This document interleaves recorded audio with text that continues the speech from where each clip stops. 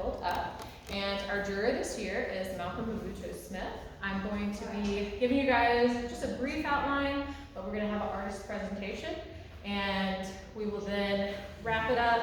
We'll announce the awards. We have a selection of 7 awards that will be distributed among artists who submitted cups this year. And then we also have a show in the back that we're also proud to be associated with. It's the Play 2 class from the University of Southern Indiana class, Play 2. Perot Burks is the adjunct professor, and her class is featuring their ceramic lamps in the back room. That's why it's so dark, so you can really get a feel for it. And yeah, I hope you guys enjoy the cups, and I hope you buy some cups. I've already bought some, much to the dismay of my husband. But I'm going to just give you a brief outline about who Malcolm is, and also briefly talk about our sponsors for the show, and then turn the show over to him. Welcome. Please come in. So Malcolm Motubo Smith is an artist and teacher, currently an associate professor of ceramic art at Indiana University in Bloomington, Indiana. He earned an MFA from New York State College of Ceramics at Alfred University in 1996 and studied at the Kansas City Art Institute and Penn State University, where he completed a BFA in ceramics in 1994. Professionally, he is active in presenting workshops and lectures and participating in residencies, including visits to Haystack Mountain School of Craft, Watershed Center for Ceramic Arts, and the Robert McNamara Foundation. His works have been presented at various galleries and are held in numerous private and public collections. And I'm going to skip over all of that. But there are a few words I can't pronounce.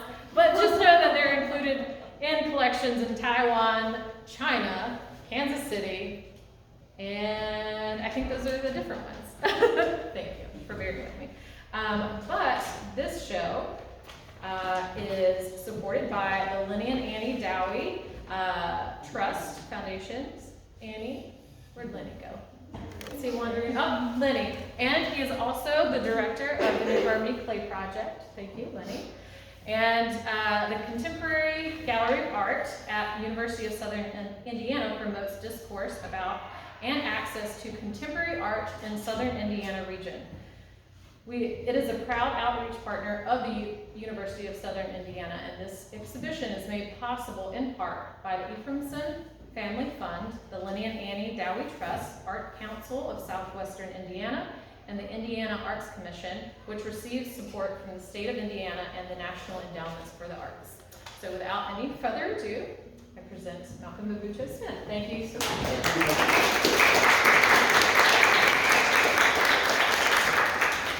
Well, I'm happy to be here. This is exciting. I've been in Indiana now for about 22 years up in Bloomington, but then I've had the occasion to have a show actually in Evansville back in 2013. So although Indiana is a huge state, I'm happy to come back again. This is actually my first visit officially to New Harmony and to this area, specifically the beautiful town. Came in through the slush and snow this morning. Nearly got run off the road by somebody. It was a little scary. I'm from Michigan, so snow doesn't freak me out. Somebody was getting a little bit squirrely on the overpass. They did freeze up really pretty nasty, and so I made it here safe and sound. I'm going to show a very sort of abbreviated version of my artist talk, and pretty much hitting some of the highlights and some of the things that sort of like underpin my excitement for clay in general, and sort of show you the things that I make, and then some very current events going on with my work, and then I'll get to talking briefly about the selections that I made and let you guys enjoy the show. All right?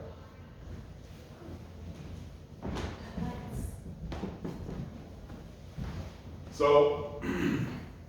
I've used this slide any number of different times to sort of introduce things, and I spent sometimes going over my name a little bit, but I'm going to let you sort of gestate on the name situation. Names are important. Names are packages and things that you take on, the legacy and that you inherit from your parents and what their circumstances were that world. So I want you to think about, maybe do a little bit of research about these three names.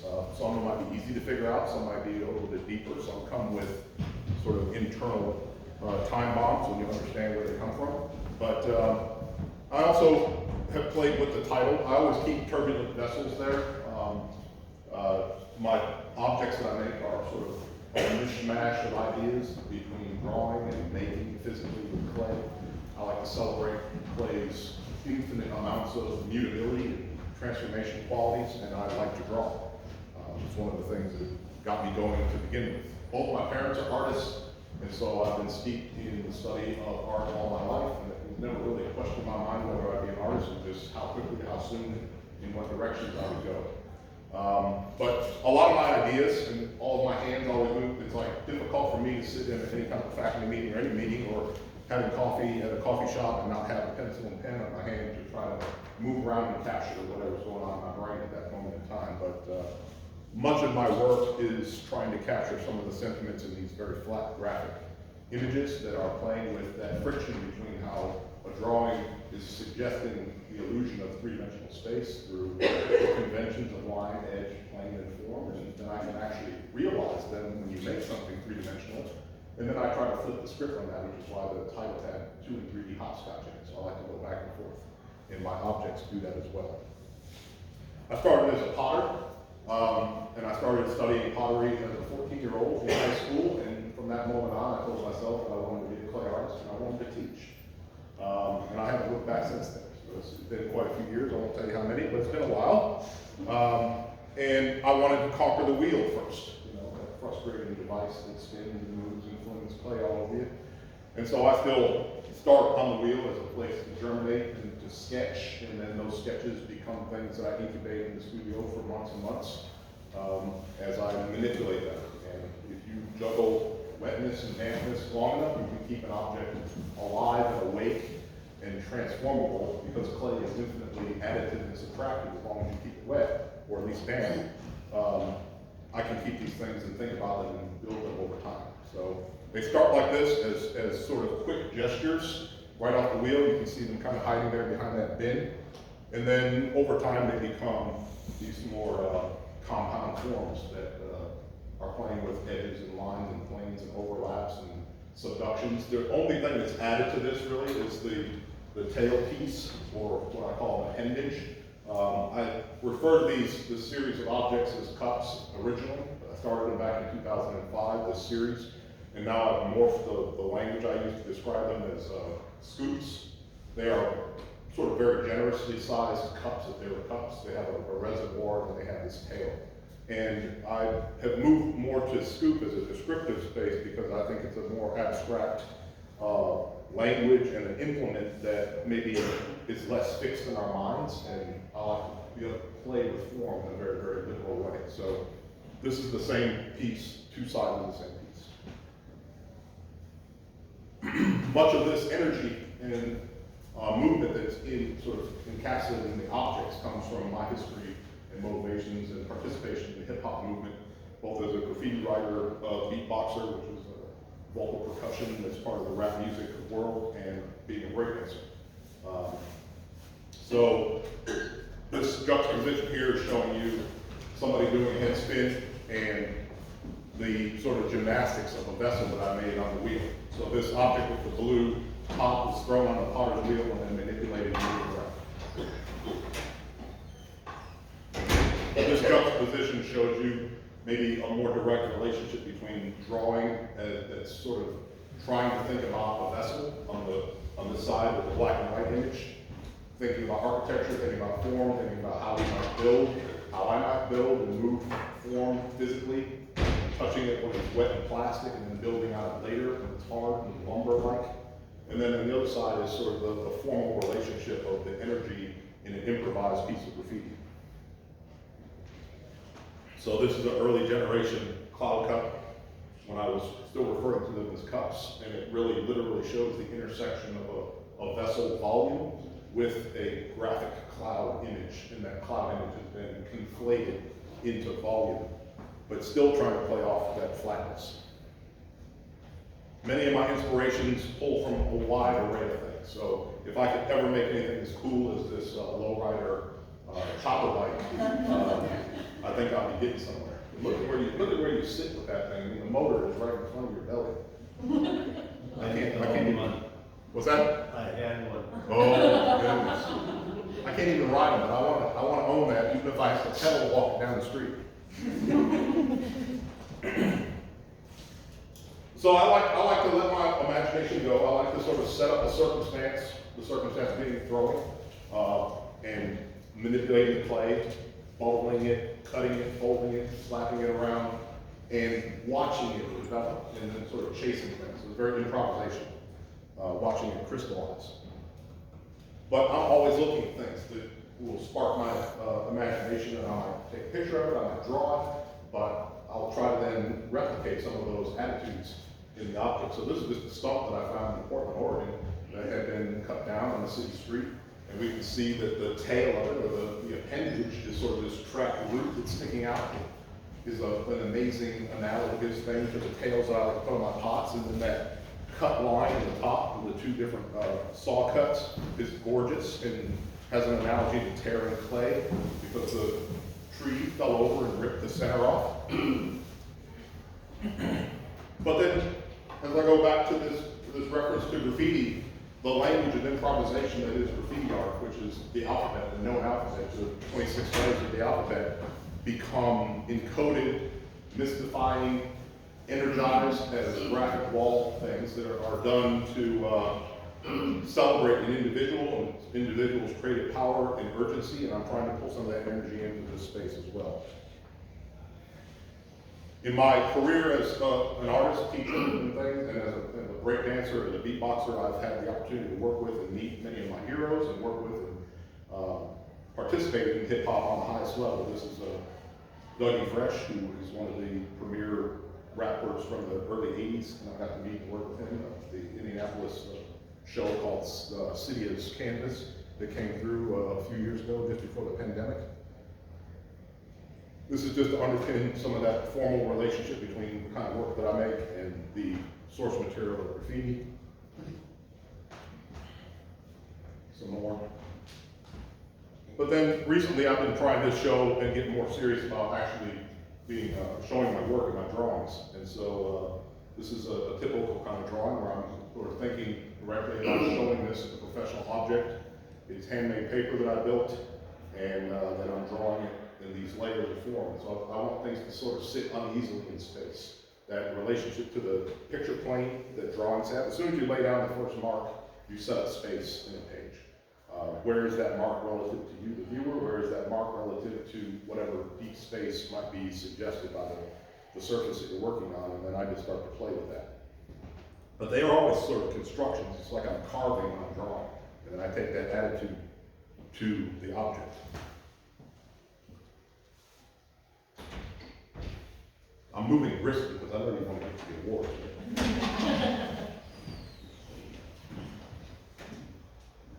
This is a typical sketchbook page for me. Overlapping thoughts, things superimposed over themselves, and even that superimposition might be a cue for how I might later glaze a piece. It might be a cue for building a form or the starting place. And so I don't know where I'm going to start. You know, I might start by thinking about this planar piece here, and then say I'm going to intersect that plane with something thrown and bubbly and moved around and very plastic, and then it's going to hit this very rigid form, and that's an exciting enough starting place that gets me going. And then this drawing may never resolve itself into anything at all. This might percolate in the back of my mind, and when I'm actually sitting at the wheel or at the table building something, knowing that I've made this and it's sitting in a sketchbook somewhere, it resurfaces in my head somehow. I have even shown work, this is an example of sort of a diptych relationship where the object and a drawn image are put in the show together, sort of next to each other, not in the same exact piece, but literally right next to each other to sort of create a vibration between the actual flat and the actual three-dimensional thing.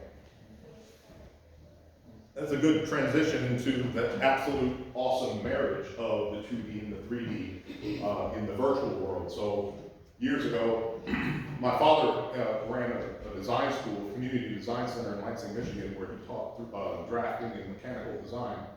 So from a very young age, I was watching people learning how to draft and do elevation studies, traditional drafting, pen, ruler, on drafting tables, and they would all have these little objects that they were supposed to be doing renderings of, top view, side view, elevations.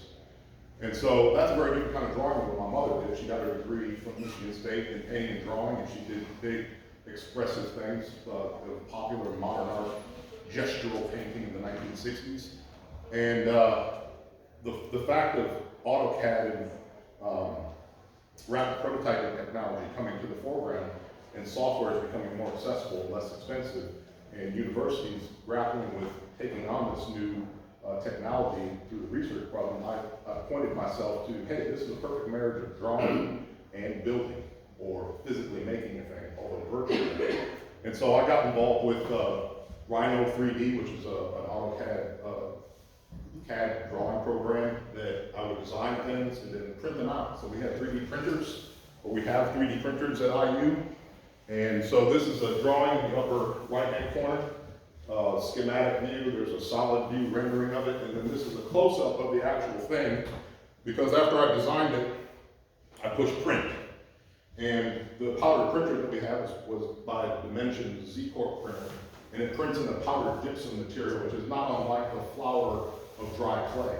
And in actual fact, you can purge the machine of the proprietary powder and put in a clay material and actually print in clay if you wanted to.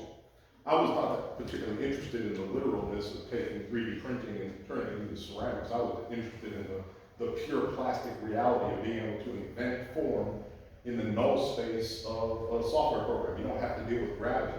You have new tools to play with. They're digital tools. They're buttons that you click that have different rules about them.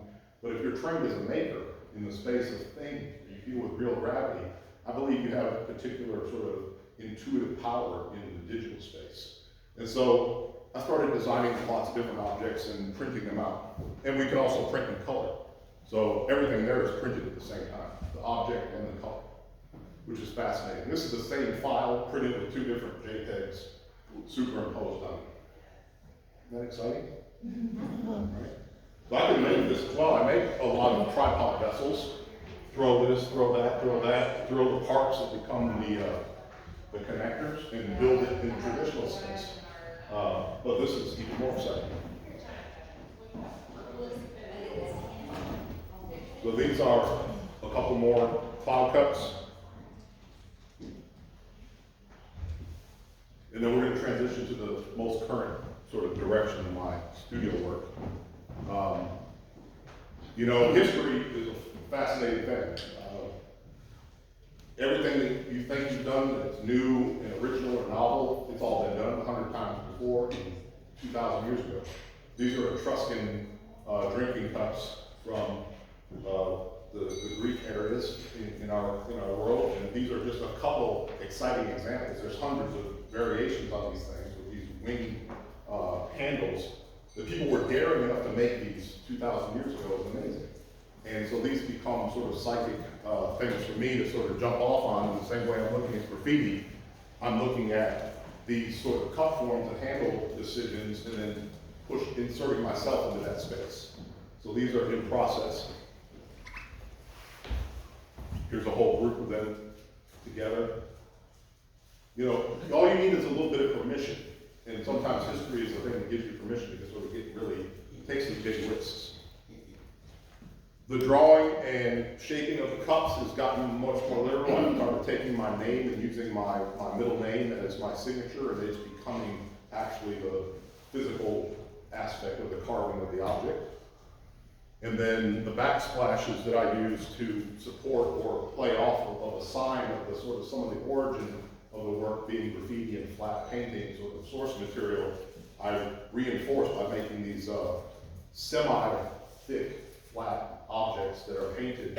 It's like maybe auto body in the way that it reflects light, maybe it's graffiti, maybe it's a shadow of the object, but not literally. It's all of these things in between that. I don't want it to resolve into any one thing. So this relationship between the backsplash and the object isn't a fixed idea. Anytime that I show my work, I try to, I've had the opportunity at Indianapolis at another show I had to sort of share the actual mediums that I play with the public. And so this is high school students from Indianapolis working on a giant mural that we had as part of one of my exhibitions. And then here's an exhibition installation view. You can see sort of the abstraction codified to the show. And then, in the spirit of a cup show, here's my recent cups that I've been working on, some utilitarian things. So all those cloud cups and cloud scoops are really focused on sculpture and idea and the excitement of form. These are really about, can I hold on to some of that sculptural urgency and still make a thing that you can put coffee in or tea or whatever and use without giving up anything. So I've been really excited about this whole body of work. These are the handles, handle edge. Another shot of some drawings to show you how drawing can be about sculpture. These are just cut out sheets of paper after I've done the drawing, and so there's this, just cutting it out creates this amazing friction between the illusion of form and the truth of the physical piece of paper, which is also flimsy. And this is another sort of proof of concept, a group of my thrown and altered mugs that I think of as sort of three-dimensional drawings. And this is how they resolve themselves. These are some more recent. So I've pared down the color, I've sort of tried to tame some of the variables that I'm putting in there and just let the clay body show through and let the staining of the line work be more pronounced, sort of like drafting lines. So staying on the theme of drawings and sort of my origin, between my parents' origins, this is a wonderful little thing. It's a current part of my practice, moving away from vessel making in the proper sense and into a sculptural relationship and my own need to react against our times, the politics of now, the place that we're in, my own anxieties about the world we live in. But I'm happy to share with you that these two coloring books that were published by Johnson Publishing Company, who prints Ebony Magazine, Jet, Essence, which is a black-owned company in Chicago, Illinois. They had an imprint called Ebony Jr., and Little Tuffy and his ABCs is my mother's creation from 1971, and Little Tuffy is essentially me. She recognized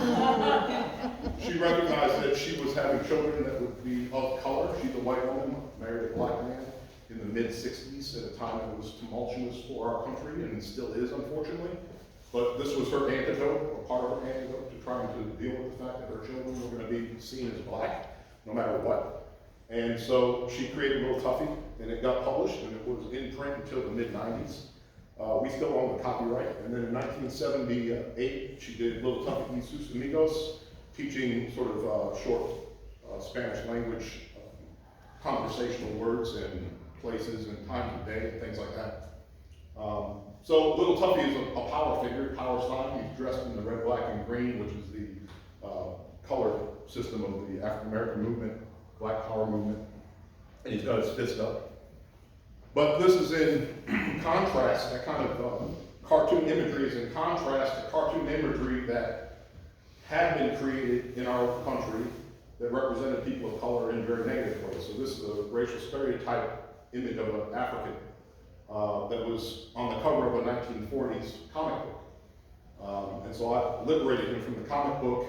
It was on the cover of Felix the Cat, and he's putting a crown on Felix the Cat, and this was in response to my anxieties when Obama was elected president. And then I made the antidote to that, the opposite, similar form, but with a Little Tuffy on the surface. And these things still all, the codes, the forms, the shapes that are here, you should see a scent of what I do when I'm making my cups. There's a kind of a jazzy movement of the silhouette. There's a kind of jaunty, energetic dance that's going on between form. They are improvised. I start with a vessel silhouette to start with, and then I bend it, as in the body sort of taking a stance, and then the images that I paint on the surfaces are painted on the flat side of the piece that looks as if it's opening up, showing you an ugly underbelly.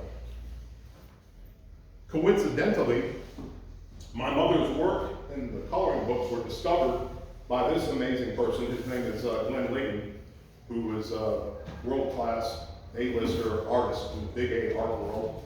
And he grabbed my mother's coloring book, and his method of art making is to appropriate. And so he used the drawings from inside of Little Tuffy and his ABCs to make versions of artworks, giant serograph prints that he sells as his own work, and presents as his own work. These are a couple examples of Glenn Liggett pieces. And this is the inside of Little Tuffy and his ABCs, the Malcolm X page. That's my mother's drawing that he's using. Interesting overlap with the artwork. Since then, I have gone on to build Little Tuffy in the round. This one is up in at the Haan Museum in Indiana. You can go check it out if you go north of by Lafayette, West Lafayette. And then my current group of works deal with a return to drawing and a new sort of generation of images with our current state of affairs. And so things still aren't dealt with yet. Things are still in process. And so we've got Gleeful Anxiety is the name of the piece on the far right. And then these are just some thought drawings on the other side.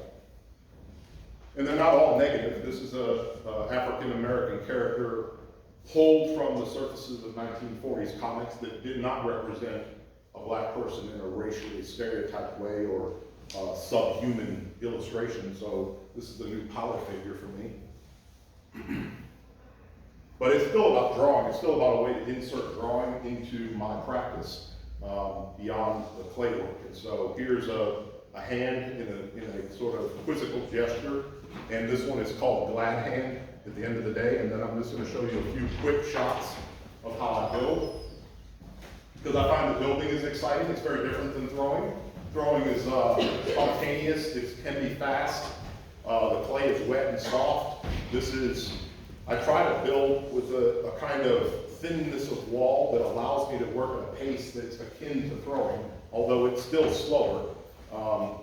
So I'm creating a platform that has a ridge, sort of like a peak to it, a roof-like shape. And the drawing is already there. The drawing of the hand is underneath this piece of clay. It's a monoprint transfer technique where the slit that I'm drawing with is going to stick to the underside of the clay. And when I lift it up and peel the paper away, the drawing is on the clay, not on the paper.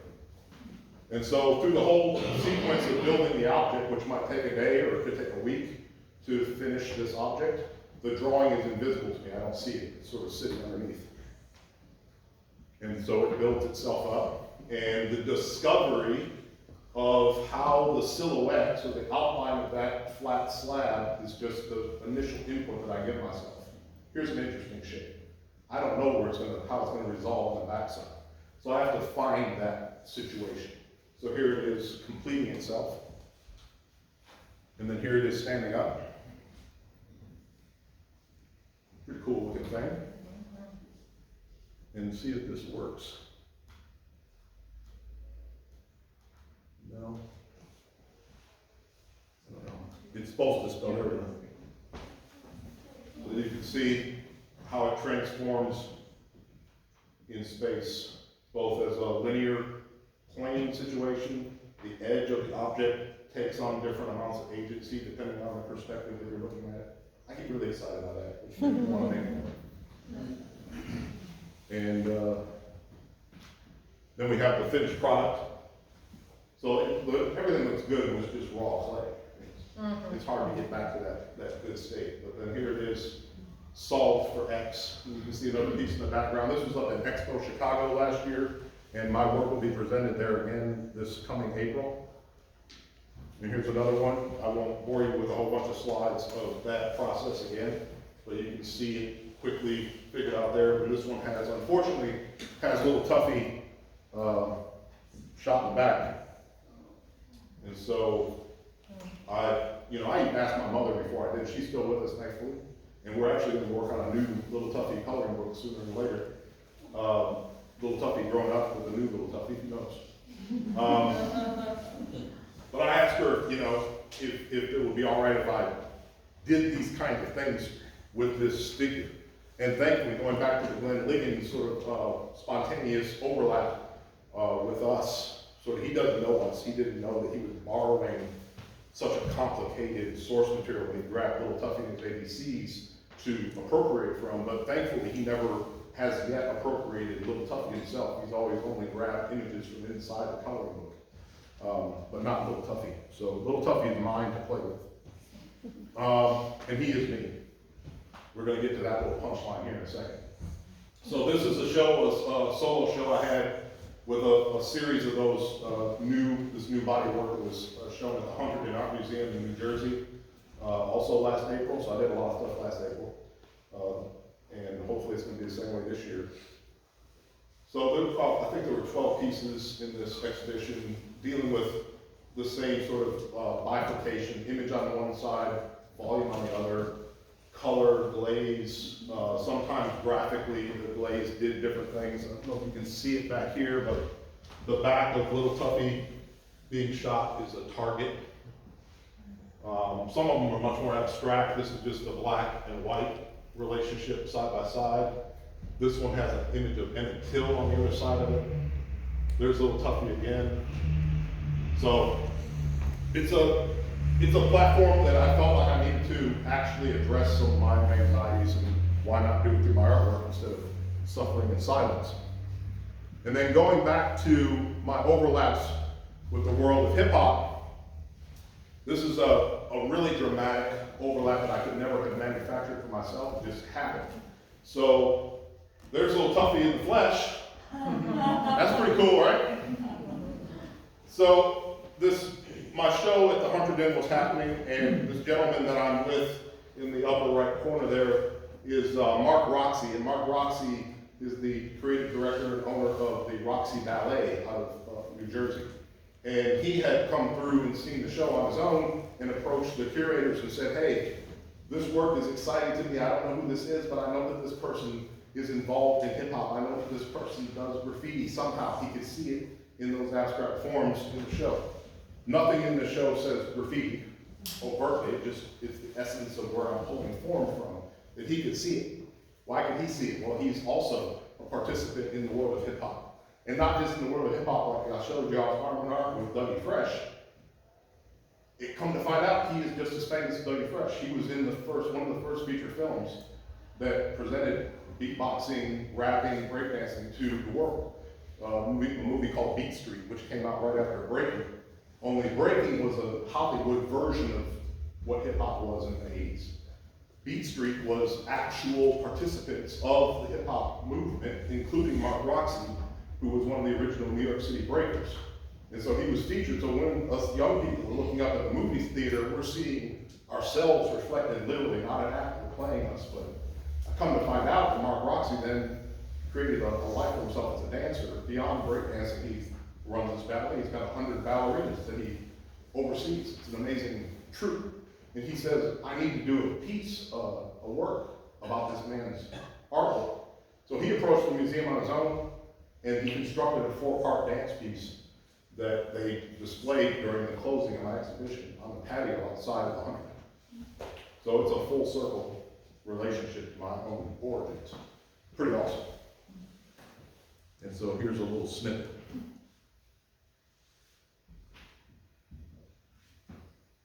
They built all these costumes based on the work, and you can see Little Tuffy waiting over there in the background. The museum was too small to do this inside. They wanted to do it in conjunction with the objects, but that's to come. That'll be the next thing I talk about, which is the next step, because we're doing this presentation, part 2, for my next solo show at the Watershed Gallery in Philadelphia.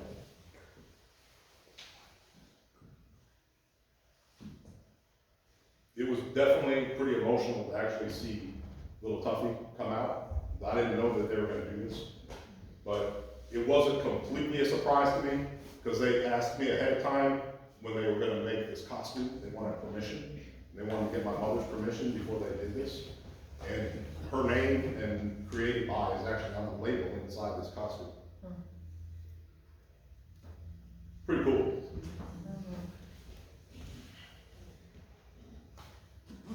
So I'm gonna stop this here, if that will stop. Go back, I guess. There we go.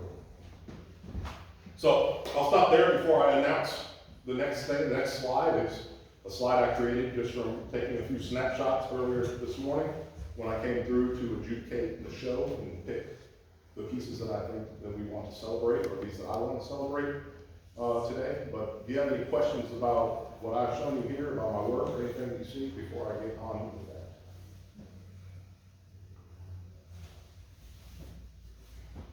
All right. Drum roll. Here we go. So, Best in Show, Andrew Tran.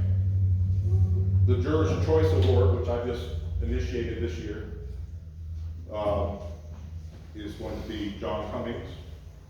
And then, I don't have them necessarily in order, maybe I do. We've got Samantha Perzi, how do you pronounce her last name? Pers.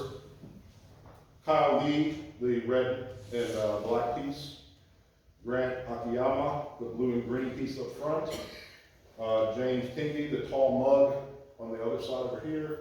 And then Autumn McKay, one of the three beautiful mugs over here on the corner on this side, are my selections. And so when I was going through here, we have a smorgasbord of ideas. We have 99% focused on trying to construct a directly utilitarian investigation of the mug, which makes sense. But there are a few things that go awry from that. And I wanted to celebrate a little bit of that with Grant's piece, the idea that objects that are cup-like, and that's good enough to get into a show about cups. But I wanted to celebrate things that seemed like they were curious and facile with the material. I looked for things that where form was tight, where shape and objects seemed to flow, and where somebody seemed like they were at ease with the material. That's happening in more places than just these few 7 pieces that I chose here. But I chose things that had handles, things that were sans handle, things that had imagery, things that were all about color, or things that were all about a process, in the case of atmospheric firing in James's piece. And the Best in Show piece I chose because it is so incredibly comfortable with all of its aspects that it was given. The design of it, the flow of the clay, the use of the tool to create the undulating swirl up the pot, and then the handle is just exquisite. It's the most exquisite handle in the room. It breathes an air of comfortability. It's gymnastic enough in its arc, it's up and down arc, and then it's just beautifully balanced. I can't wait to see someone use that object.